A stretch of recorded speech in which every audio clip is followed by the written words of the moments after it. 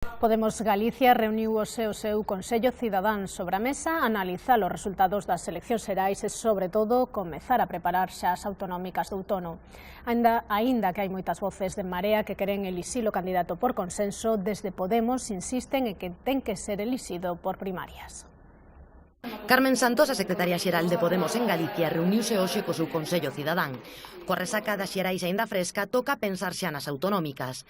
Podemos aposta por reeditar a coalición en Marea, sempre cando se trate, puntualizan, dun proxecto político serio que conecte coa maioría social galega. Apostan por acelerar os tempos ao máximo na elección do candidato ou candidata. Pero este non pode sair dun acordo entre cúpulas, ten que pasar polas primarias.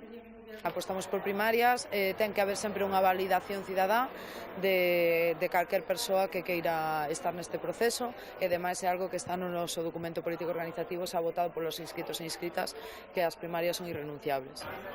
Onte, Carmen Santos analizou os resultados en Madrid cos outros secretarios territoriais de Podemos. Este serán vaise reunir cos chamados alcaldes do cambio, Martiño Noriega, Xulio Ferreiro e Jorge Suárez.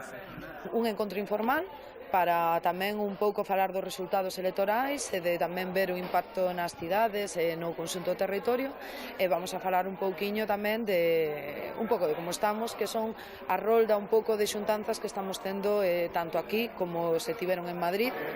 A rolda inclúe tamén un encontro aberto con militantes e votantes esta tarde na Estrada.